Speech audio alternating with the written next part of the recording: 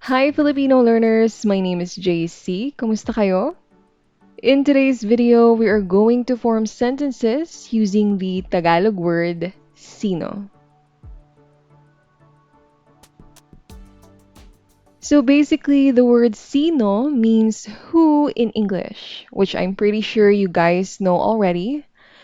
By the way, if you have not seen my video about interrogative pronouns, it's all about the question words, including this one. You may check that out. I will place the link at the upper right corner of this video and at the description.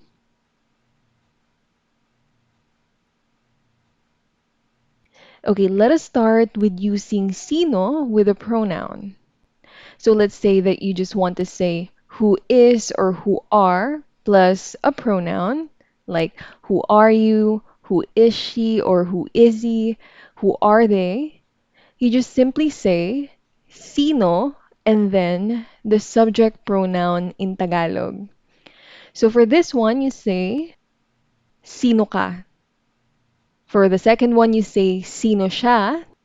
And then for the last one, sino sila.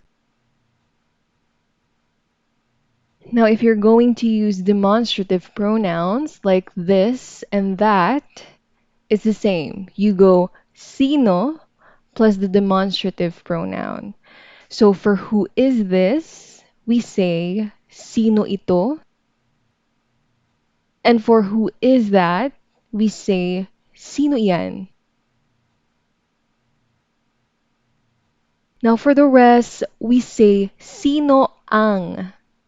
For example, you want to ask who is the or who are the, like who is the owner of the house, we say sino ang may-ari ng bahay.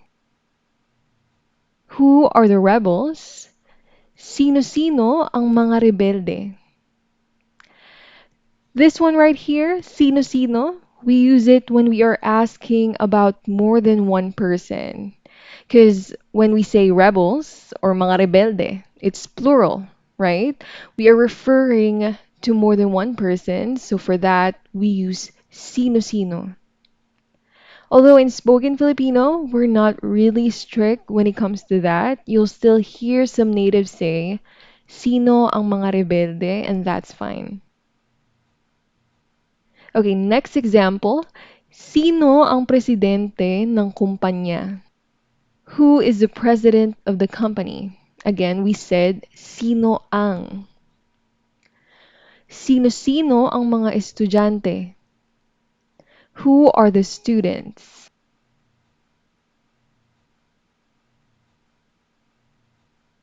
You should also say sino ang when you want to ask who is doing an action, who did an action, and who will do an action.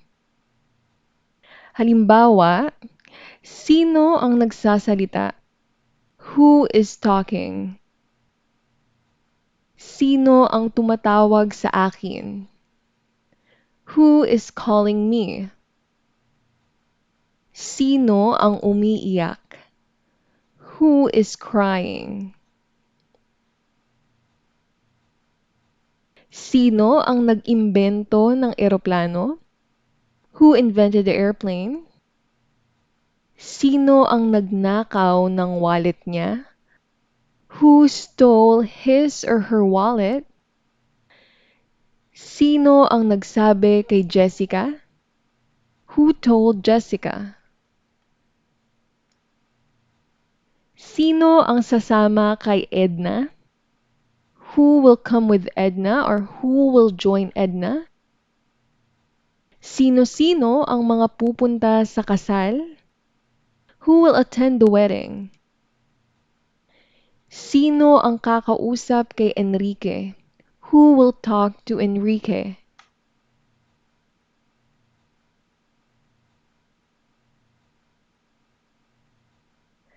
And lastly, we say sino if you want to ask who is someone's something. Like if you want to ask who is someone's mother, who is someone's father, who is someone's friend, who is someone's husband, etc. Halimbawa, sino ang kaibigan mo? Who is your friend? Sino-sino ang mga magulang mo? Who are your parents?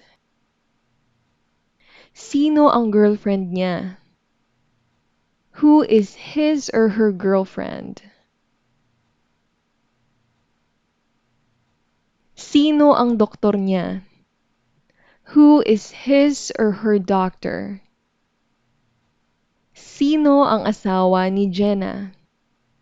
Who is Jenna's husband? Sino ang kapatid ni Harold? Who is Harold's sibling? I just want to add something, by the way. You may have encountered sinong and are wondering whether it's different or if it means something else. Well, it is simply the shorter form of sino ang. So it's the same. So here you can say, sinong doktor niya? Sinong asawa ni Jenna? Sinong kapatid ni Harold?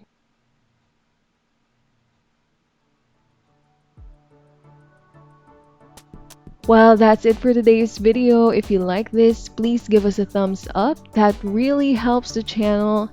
And for more videos like this, you may subscribe to this channel. Maraming salamat sa panonood. Sa susunod ulit. Paalam.